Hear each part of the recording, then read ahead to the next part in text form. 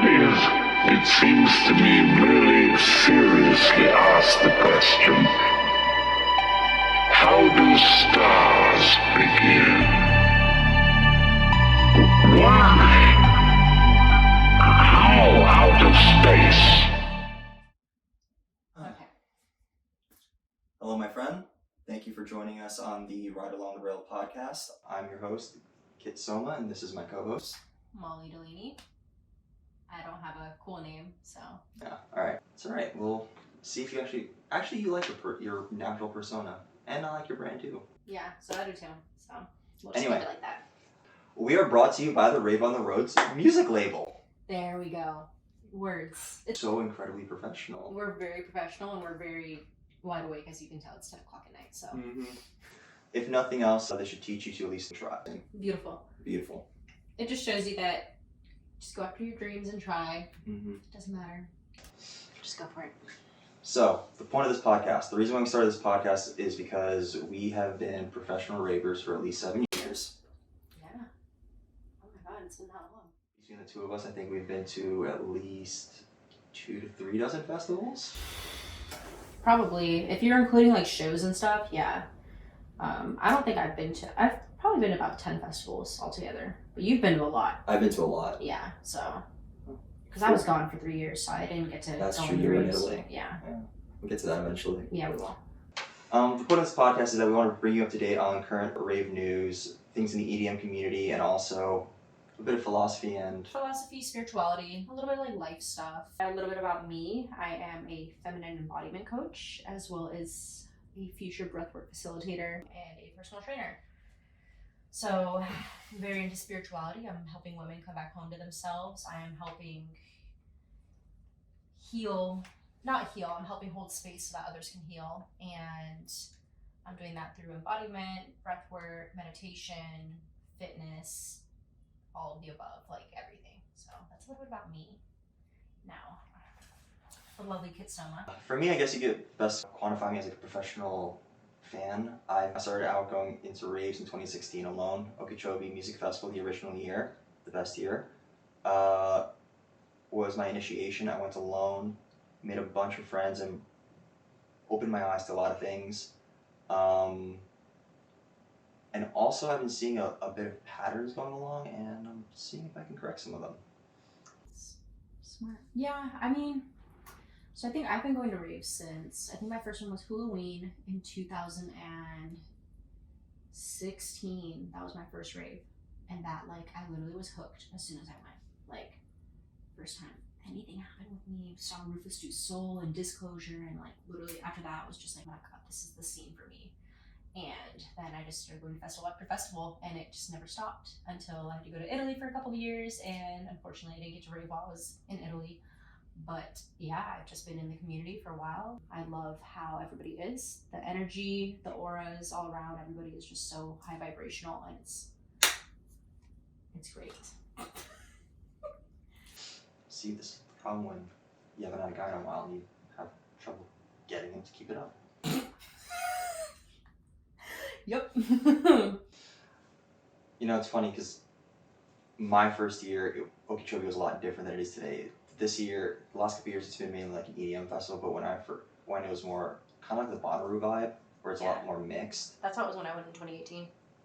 Yes. It was so 2018. That was my first Okeechobee tune. Oh my god! Because 2018, Travis Scott was there. Okay. I was like asleep for his whole set. I think Grammatic was there. Bass Nectar, obviously. Bass Nectar, obviously. His full moon set was great. I remember that.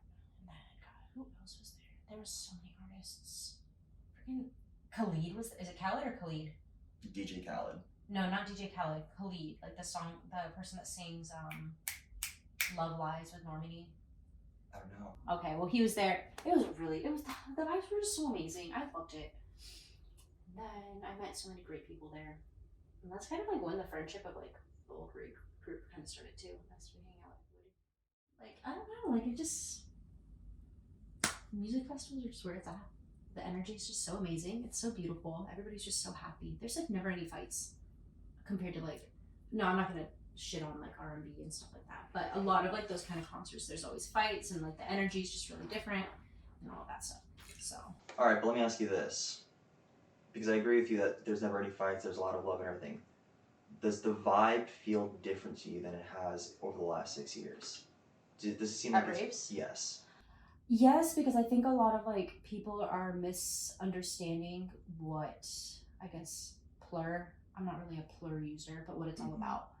And PLUR stands for peace, love, unity, and respect. In case anybody didn't know. yes, and I think over the years, because younger people, like the younger generation, is starting to go to more festivals, and they're kind of using it for the wrong reasons. They're not using it to enjoy the music. They're using it for the clout. They're like, oh, I went to EDC, or I went to Okeechobee, or I went to Halloween, and like to like post on social media and stuff like that. In my opinion, I'm not saying that that is what's happening, but that's what it kind of seems like to me. That like a lot of the people, because I have a lot of friends that they don't like the music, and then I have a lot of like people that aren't friends, but I know that like would crap on the music but still go to like these festivals, and it's just for other things aside from enjoying the music and actually really feeling the vibes. So, on top of going for the music, which is the original reason why I went, again, the year I went was the year I discovered Bass Nectar. Before anybody gets angry at us, we're allowed to be fans before all the controversy, so be nice. If it wasn't for Bass Nectar, I wouldn't be here today. Because if it wasn't for Bass Nectar, I wouldn't have had I wouldn't have experienced the power of bass music in general, but I wouldn't have understood how elevated the productions can be. Like, when you go to a Bass Nectar show, for anybody that hasn't been, you forget that you're actually on Earth. I remember the funniest part was the last time he performed live was at Okeechobee 2019 before recent. Yeah.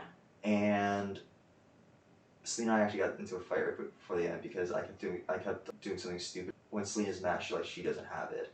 Tries to ruin my vibe. Guess what? After 5 minutes, and she's done that plenty of times. She's done that to Rezz, Subtronics, everybody. However, to Bass Nectar, it was the first time where she tried it, but you have no control over your body. Yeah. Like she was completely sober and kept dancing in lieu of herself. That's good. I think that's kind of how I feel. Illenium, I think, was the first artist that I got attached to. I'm not really a big fan of the music anymore, just because it's so mainstream. But I first heard him at Halloween, and like, I was hooked for a while. And like his music, I will say, did get me through like a lot of things. And so Illenium's story is actually pretty interesting. Can you go a little bit into his background? He was addicted to drugs. Which one? I don't know, heroin, I think. Because only the coolest people do heroin. I guess I've never. It's a joke. Yeah. Don't do heroin. Please don't do drugs. I know he was like addicted to drugs, and it got really, really bad. And I don't know like his whole backstory, but I do know that he was an addict, which I'm not gonna go deep into that. But I relate to that a lot. And he recovered, obviously, which is one of the songs I Can Take You Down it was written about his addiction and everything. But his music just really saved me in a lot of times of like really dark places that I went, where I've lost a lot of friends, or I was dealing with bad relationships and this and that. His music always got me, like the Ashes to Ashes mixes, like on SoundCloud. I would listen to those and like cry at night, but like felt like I had like a will to like keep going. And that was me with Illenium. And then lately I like found more love for like more of the underground artists, I guess, if you consider them like the underground, like Closey, Ellis Dream, so Enzo. That's an interesting concept, because if you and I were talking about them when we first started coming out, when we first discovered them, absolutely they were up and comers. Yeah. It's difficult to talk about them now as up and comers when they're so mainstream. They are, but like their music, I think, just speaks so different to everybody, and you can tell like.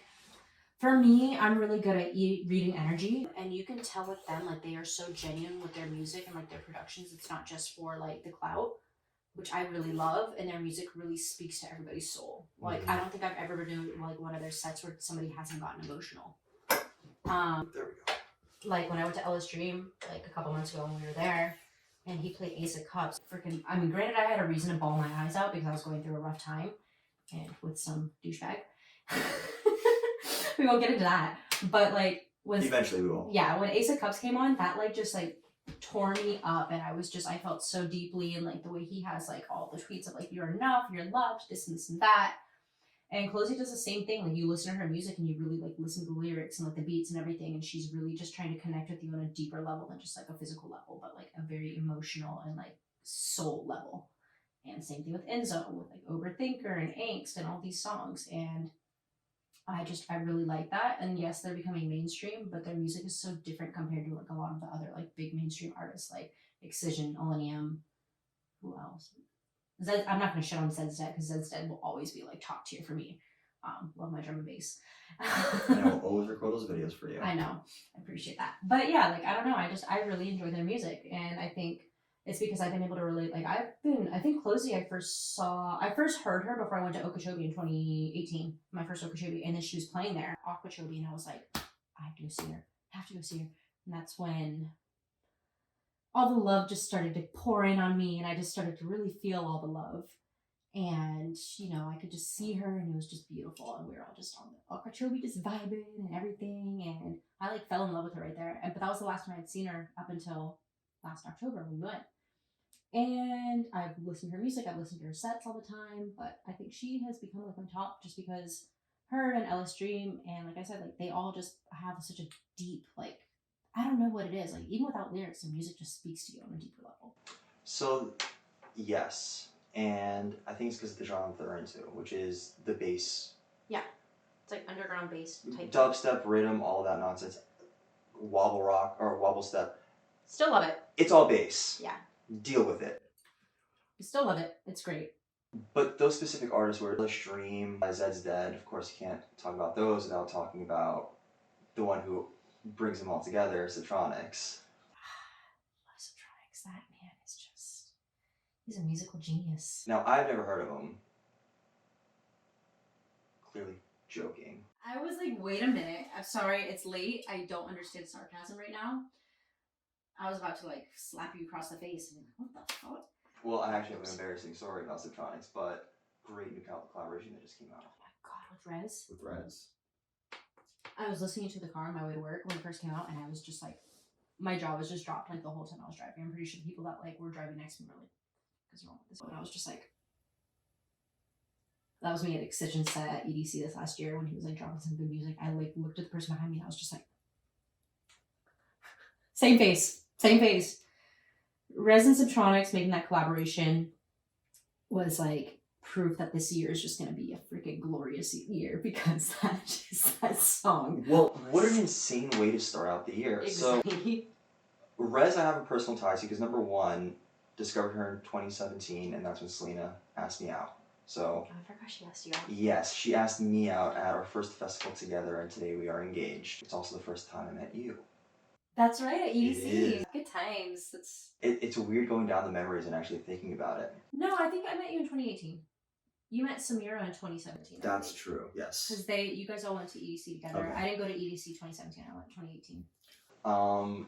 Rezz started our relationship, and it's probably why I focused on her so much. Yeah. And it's crazy because I heard of her, I think, in 2016. I know she started in 2015 with her album, like, Insurrection coming out. Yeah. And then her joining the Mousetrap label. But 2017 was the first time I ever saw her. And coming from, like, that alt, like, Linkin Park, 30 Seconds to Mars, Breaking Benjamin scene. Yeah. Her music. She was insane compared to everything that was at EDC Orlando that year. I remember listening to her sets back in like 2016, 2017. Like I was listening, I think she played at like Vegas one of those years, and I was listening to that set, and I was just like, this kind of slaps. And that's like when I was just getting into EDM more, and I was just like, oh, this is nice. I'd be like at the gym, I listened to sets, so I was like listening to that set while I'm at the gym, like 20 years old. Like, oh, I like this. Well, on top of that, like, obviously her, like, red and black visuals, always a spiral, always some kind of psychedelic. Don't forget the glasses. Don't forget the glasses, of course. Not sure if you guys realize this yet, but I'm a fan.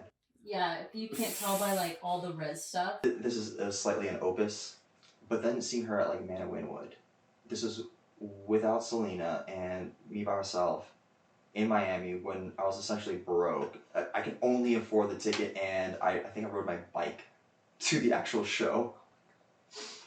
I didn't realize that somebody can bring that much energy to like a warehouse. And it's such, her music really isn't that like, boom, boom, boom, boom. It's like a very, to me, it's like very calming.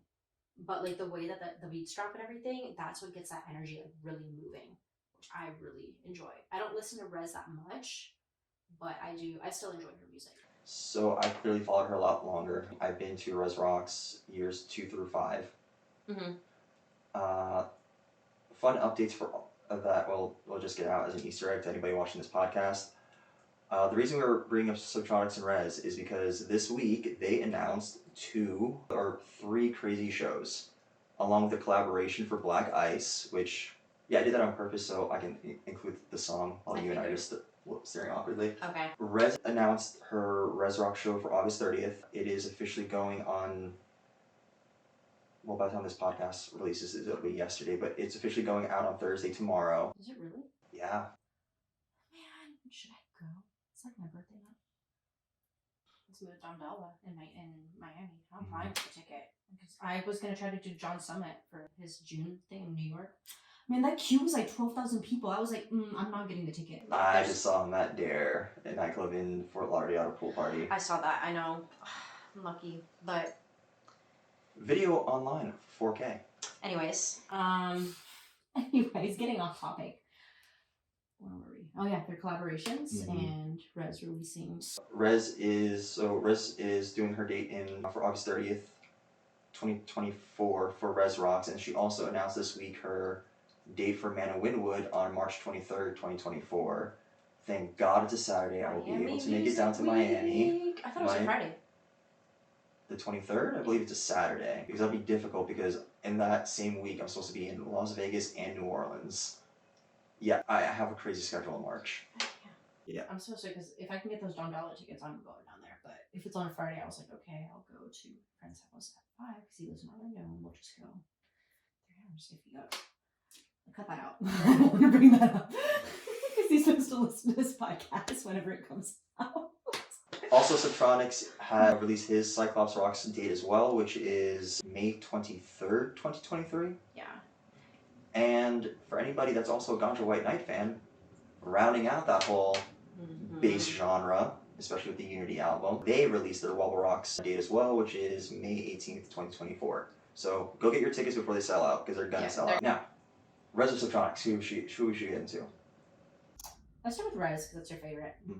I've seen her essentially every single venue that she's ever performed in Florida, with the exception of Halloween. Even as her, for anybody that doesn't know, Death Pact alias, because I do not believe it's Zed's dead. I've seen her perform I've seen Death Pact perform in Florida The way the many music times. just like Death Pact has to be Rezz. It has to be. Zed's dead doesn't have a place in Florida. Rezz has a place in. I'm not gonna say it. I know, because we talked about it already. I think you, Angela, both told me.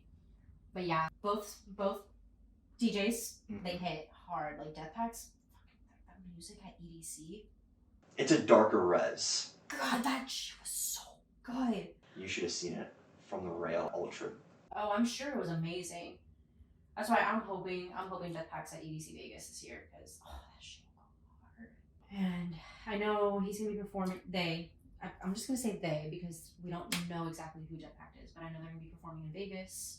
Also, you said he and I say she, so you still think that Zed's dead? No, I just because Death Pact, I don't know when you think of that, like, and you look. So you're assigning the Rezz agenda. Oh How dare you? She actually feels very insecure about that. Felt the need to release a tweet this week. I was talking about Death Pact first of all, but yeah, they're performing in Vegas, I believe, and then so I'm hoping they're gonna be in EDC Vegas. How great would it be if we were doing this entire podcast and my entire microphone was on mute this entire time? I would probably cry. That would really be heartbreaking. Just because I'm so exhausted. But yeah, I don't know, what else should we get into with Rezz? So, Rezz is interesting because she's a mix of talent and rumor. The reason I got into her is kind of like the rumor is kind of similar to what happened with Millennium. She was also into drugs, and I think Deadmau5 got her out of it. Which is why I'm a fan of both of them, because both great humans. If you can come back from drugs, deep drugs, as an awkward like teenager or 20-year-old, and not just make art, but make a lifestyle. Yeah. That's talent, and that's impressive, and that should be recognized. Because Rezz isn't just, kind of like how you're talking about Illenium, Rezz isn't just like, she's a pop artist. I'm sorry, Said This Guy I see as a pop artist. Oh, absolutely. Who else do I see as a pop artist? Illenium kind of is now. It's a sad, like all the sad music is like more of like a pop type artist style, in my opinion too. Just because, I don't know, like the bangers just don't go. They're not banging anymore. Lucy, when she was in the scene, was absolutely a pop artist. She was not an EDM artist. No, now she is, but she's been remixing a lot of like good like alternative songs, like that All Around You mix. That was really good. Off topic again.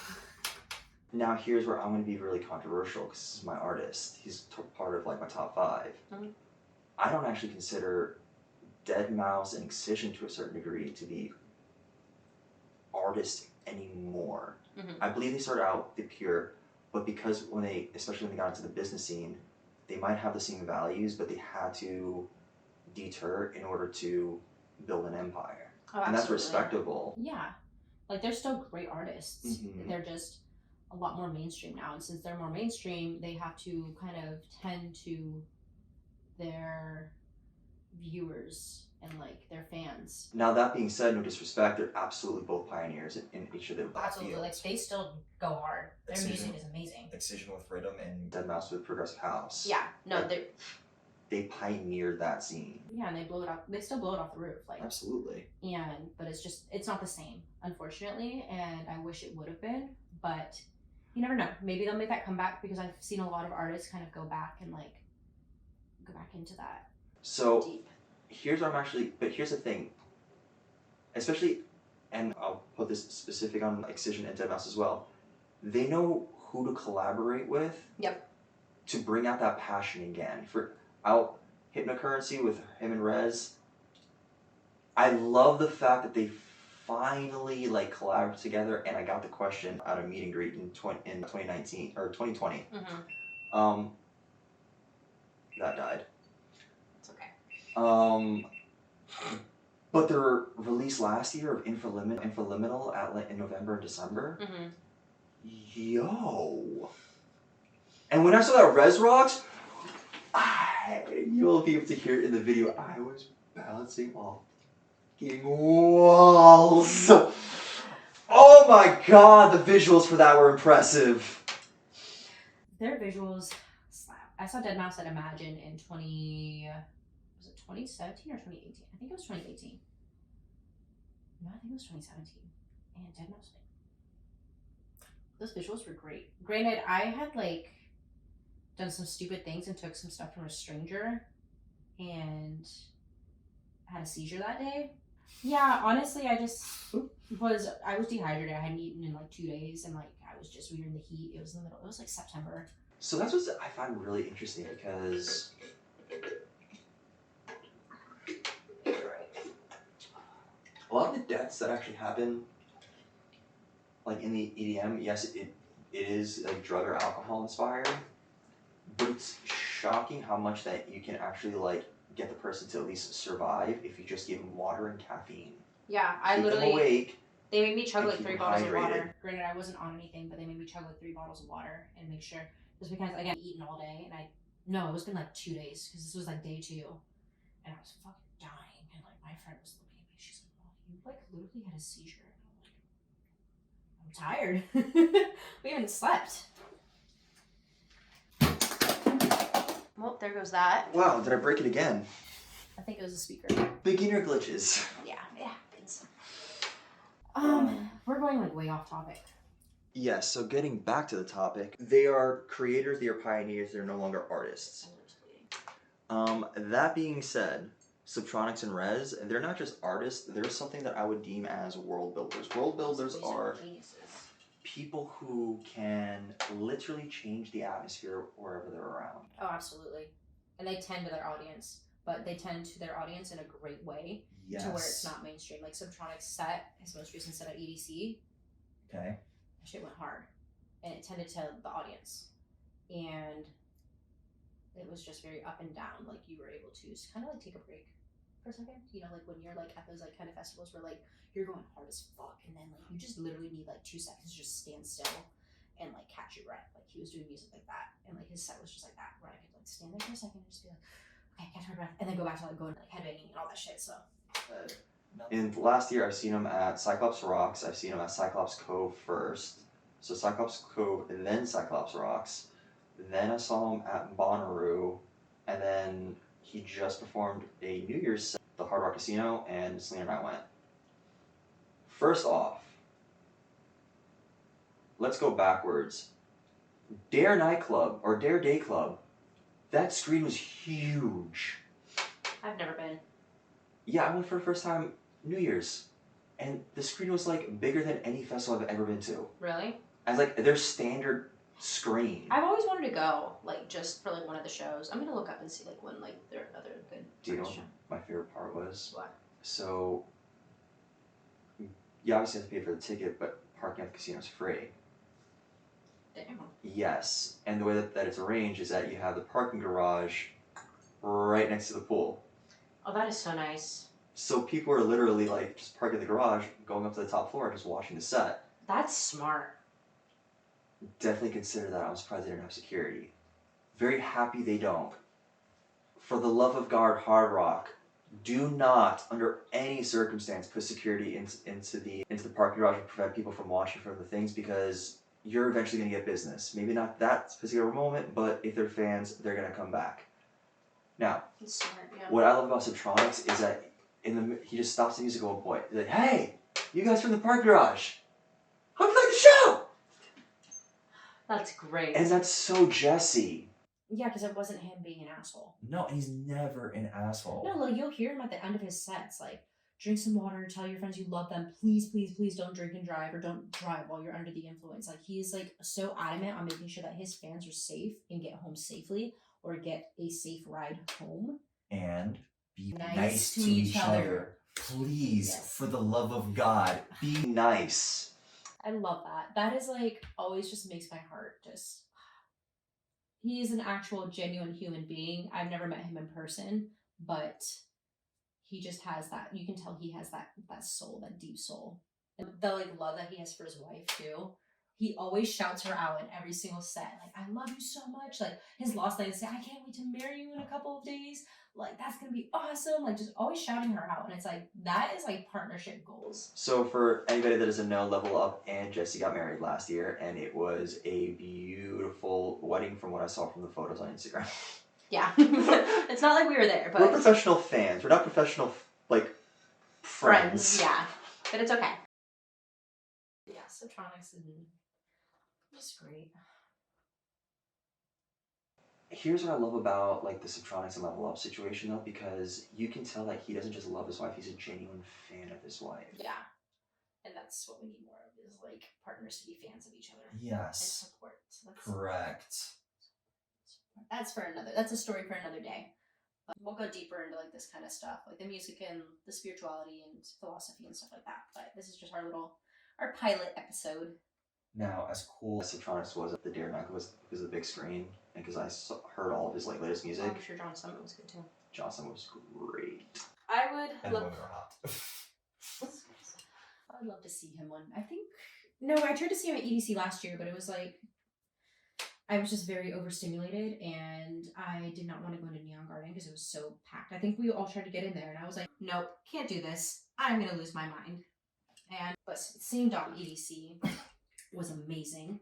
That like lost my mind in there. Didn't even want to leave to go to Excision. I only left to go to Excision because like the people I was with wanted to go, and I was like, well, I don't really want to be in here alone. It's like really crowded, and I'm a girl, so I went with them. But Don Dollar was like, he has my heart now. I actually like fell in love with his music at that set at EDC, and I have been listening to his sets at least like 2 times a week, which is amazing because I don't listen to sets that much, and I don't listen to the same set over and over. I do, but not like I have been with Don Dalla. That's like his song with Rufus Du Sol, the Make It Happen remix. That is like my favorite song of all time right now. I will listen to that song like 6 times a week. See, this is why we're friends, because again, like I spend a lot of time alone, going to festivals alone, and like I need friends.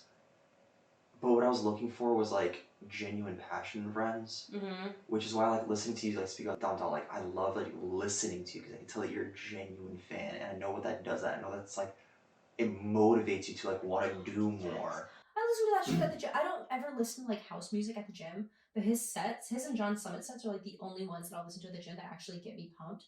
But at the same time, like when some of the songs come on, I'm just like in my feels. And that's what I love about that music is that it will get you pumped at sometimes, but it also gives you that time to really get in your feels and feel the music and really like process whatever emotions you're going through, whether you're having a good day or a bad day, or you're like depressed or like super, super happy or in love or like heartbroken. Like you can feel all that shit through their music and it's amazing. And then like, I don't know, like I'm just, my favorite artist, like I'm very passionate about, and like I can really like, I put all my energy into that because that's just, they're who's important to me. Like music is a big part of my life. Music has saved my life in so many times. So like, Same.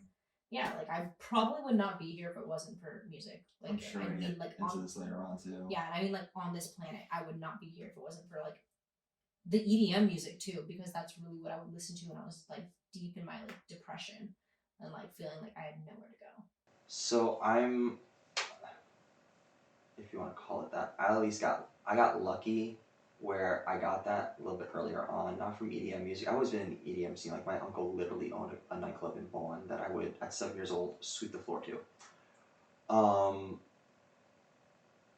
But if it wasn't for like the alt scene back in the early 2000s between like Linkin Park, Breaking Benjamin, all of that, I wouldn't be here either. Yeah. Because like you, especially growing up like lonely. If I didn't have music, like I don't know what other outlet I would have had. Yeah. And I kind of feel depressed for like the young kids today because like we have dubstep, we have basement music today. We had rock in like the 2000s and early 90s, and you know there's also rap too. Yeah, but now Who do people listen to get their angst out? I don't know, honestly. Like, cause my niece is like 16. I don't even know what she is. She listens to like K-pop, which is weird. I'm sorry, I don't like K-pop. Like that is just really weird for me. That's what she listens to, but she's a big anime fan. I'm not. I like anime, but I'm not that obsessed with anime. I guess that's what they listen to. I don't know. Cause yeah, I would listen to like alternative music, like emo, like Flyleaf, Breaking Benjamin, emo, but like Bring Me the Horizon and shit like that. And because I was a little emo kid, like my eyeliner, thick ass eyeliner, like all yeah, I know. I saw your picture. too. I had like the side bangs. I'd wear like just all black and like the septum. That was a phase. Do you know what I find the funniest part? And I want to see if I get my theory correct. Because I had the whole like black eyeliner thing, the black hair, like long hair thing. The funniest part about that look of I don't care what people think about me, and for anybody who has that look, just so you know, people tend to just look at you and then ignore you. It's the fact that the only reason why you're really doing it is for the attention. Yeah. Like you want, like the whole point is you want somebody to come to you and just like be a friend. Yeah, it's true. It's kind of like wearing your colors at like a football game almost. Yeah, you just want the attention. Because you're not getting enough of it at home or whatever. You want that attention from other people. and the camaraderie too. Yeah. And also, I think it's funny because I've noticed a lot of people that were in the alternative scene, like when we were younger, are now like huge EDM fans. Absolutely. Like we went from like hardcore emo shit to like the EDM scene, which I think is amazing. Because again, this scene is just full of so much love, and I don't think I've talked to one person that listens to EDM now that has not had like suicidal thoughts or been severely depressed or anything like that. I feel like we've all gone through it, and we'll get more into that because I have a whole spiel about that, but I feel like everybody I've met so far in the EDM scene has gone through a phase where they were really depressed, like down in the dumps, whether it was suicidal or just really depressed and like just didn't have anything, wasn't motivated, and we're all in the EDM scene now, and it's so motivating to see that because we all have the same story where like certain artists like saved us. See, the funniest part, like the emo scene and like the rock scene you're just bringing up is you have like our artists also trying to bring them back. Millennium with his scene, and of course definitely Rezz after her releasing the Hypnovision label. Yeah. Under her name, she's bringing back all the EDM artists, and with It's Not a Phase. Yeah. It was a great. I was shocked at how good it was. I love Rezz, don't get me wrong, but like I haven't heard a lot of good alternate scene recently. Yeah. And then listening to that album, I was like, damn. She really brought it back. It's amazing to see these artists just do that. It's amazing to see this community come together, and really, it's amazing to see the fans and how much the fans love these artists. Mhm. Like, that is something, because I don't see any R&B or rock or like any of those kind of fans like that are that deep into like deeply invested in this kind of music. Maybe Drake fans. Y'all be obsessed. I'm gonna be honest. No, here's the thing. Like, here's where you and I have been in a bubble as well, because like I'll talk to like all like legit like rap fans and Kendrick Lamar, Kanye West, Oh, even yeah. to a certain degree, is say what you will about him today mentally, but he is a lyrical genius. Something you brought up before, and I'm kind of curious as what your take is on this. Mhm. The EDM scene attracting certain people with a specific background. Do you think that it's the EDM scene that attracts that specific type of person with mental disorders to the scene, or do you think that the scene causes it? Like the scene causes like the mental. The psychosis. No, I don't think so. I think the music calls to those kind of people because you're looking for a way to heal yourself, and this music is personally, I find this music to be very healing. I agree with you with that So statement. I think, yeah, I don't think, just depending on, and it depends on the person. If you're not being safe and you're doing stuff that you shouldn't be doing, yeah, that could cause you to go into psychosis. That could cause you to go into a deeper depression. So that's where I'm coming at it a little bit differently than you are, because I believe that it attracts it, but I think that our scene amplifies this to a certain degree, Mm-hmm. because our scene does partake in recreational drugs and recreational substances, Mm-hmm. and the whole concept of the bad trip. Well, my theory on the bad trip is that it's an anxiety attack while you're on whatever drug you're on. Mm-hmm. Which, if you understand that it's an anxiety attack and that's all that it is, Yeah. you can move past it. Absolutely. But if you don't know what that is, well, now you have a fracturing. That's what I mean. Just be safe with your shit. Know what you're doing. Know all that stuff. We don't promote any of like the use of any of that stuff, but And especially with our specific artists, like yes, like you can do it, but they're genuinely enjoyable without it. yeah, I've gone to so many things completely sober and like had a blast. And it's just, that's the good thing about this kind of music though.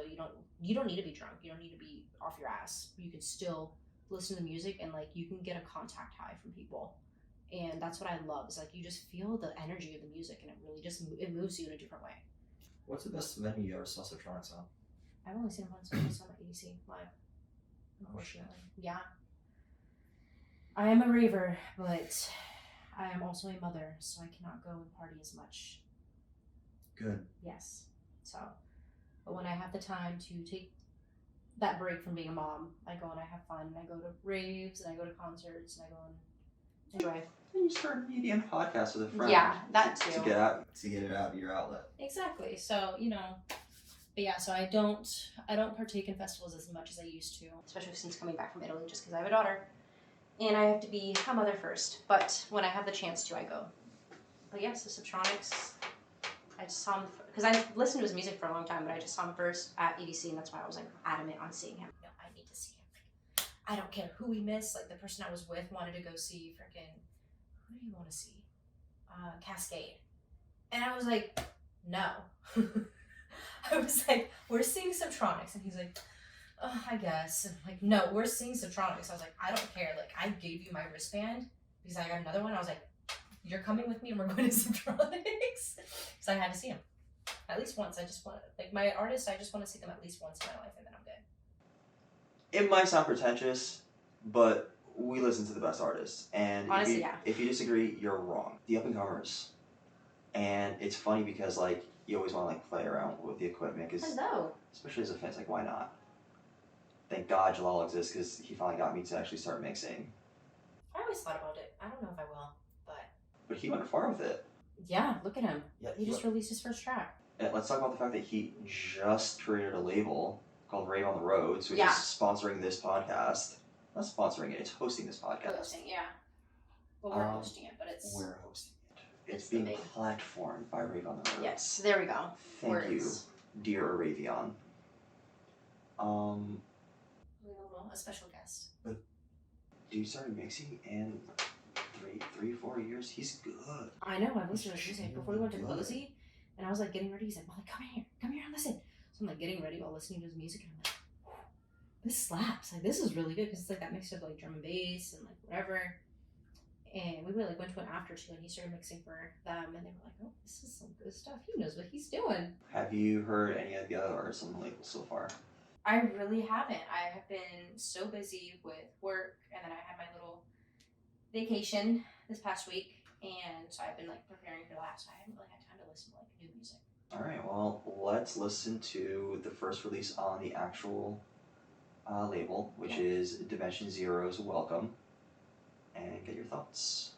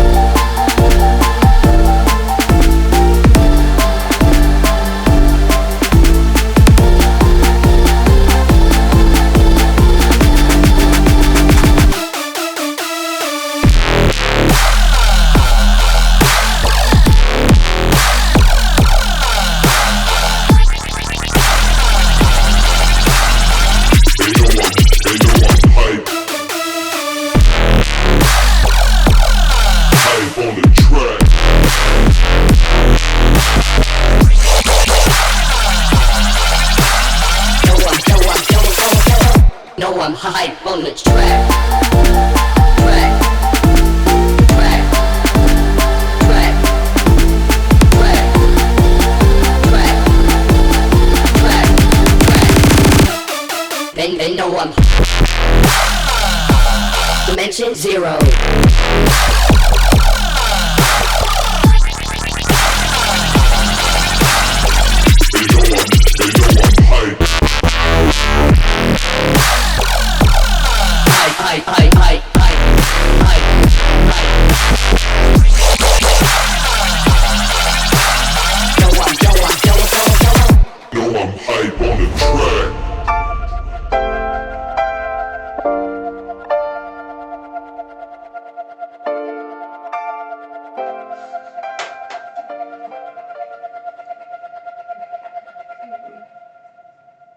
Wow, that was really good.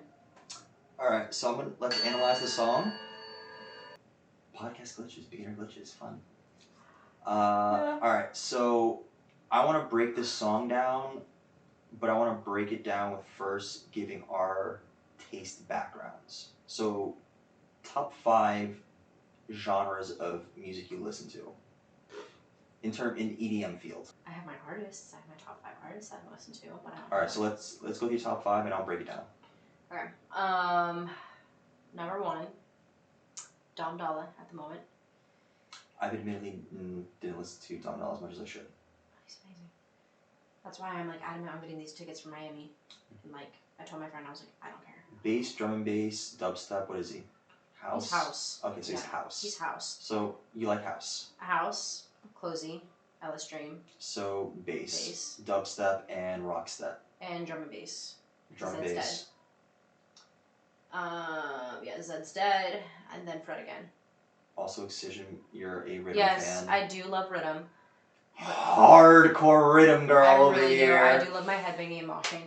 But now I've kind of gotten more into like the calmer music, so like Dom Dolla, Closey, Ellis Dream. Zed's Dead's not calm, but like that kind of music, so I guess. Okay. Yeah. Good mix. Now for me, I'm gonna say bass overall, but dubstep specific. House, progressive house, and techno. techno's fun. I used to not like techno, and now I'm like, because you can like, you bounce to it. It's like Especially hardstyle. when you're still full of energy at the end of the night. Yeah, and It's you're trying the to. greatest way to burn You're off just energy. yeah. You're like at like back at the Airbnb or hotel, and you're just playing like techno, and you're just. All right, so Dimension Zero's Welcome. All right, so the intro going into the bass. Thoughts? I liked it. It's very calm. Did you expect the bass? Not at all. What did you expect with the intro? I just thought it'd kind of be like a very calm, like a closey style type thing. Okay. Like it's not super bassy, and then as soon as he like dropped that beat, as you saw in my face, I was very surprised. Which is why I was very happy to like show this specific song to you. It was very unexpected, and I love those kind of drops where like you're just not expecting it to happen at all, and then it just boom like slaps you in the face. Good job. Good work, Dimension Zero. From an artistic standpoint and from the twist, very impressed. Extremely. Extremely impressed. I'm a big music critic too, so that was actually like. I like my music to flow in a specific state. So if I'm expecting like the beginning kind of reminded me almost like melodic house or like melodic like bass. And then for it to transition to rhythm like that, I was caught off guard. I liked it. I know you liked it. Well, I like that kind of music. I like the unexpected shit. It was like how Subtronics was. And then also, who else does that? John Summit does that shit. And so does, Don doesn't really, but John Summit does. He just goes from like house to like fucking dubstep. Like, you just don't expect it. And you're like, what the fuck? And then to drum and bass like right after. And you're like, what the fuck? But it catches you by surprise. Now that being said, if the song was separated into two parts, like if he just went bass, or if he just went rhythm, or if he just went that melodic techno or the melodic house, Mm-hmm. phenomenal songs. Yeah. Phenomenal. Mm-hmm. But that's why I wanted to like break it down as to like your background and my background, because Yeah. it's a taste thing. Yeah. I have weird taste in music, but I love it. All right, now it's time to Rave on the Roads. the Rave on the Roads label. We have from Ravion.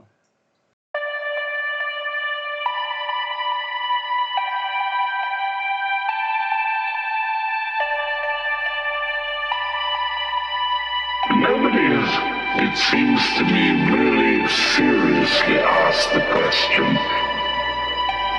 how do stars begin? Why?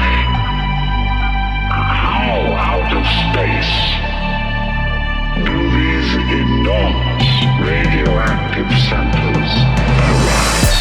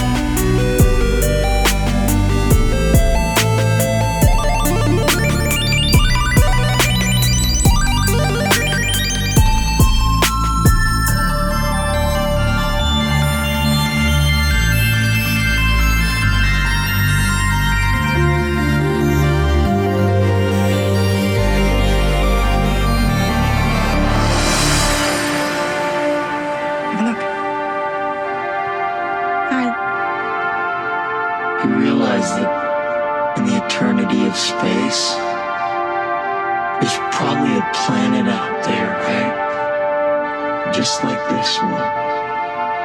I mean, there are infinite worlds out there, you know? Where anything you want to happen does happen.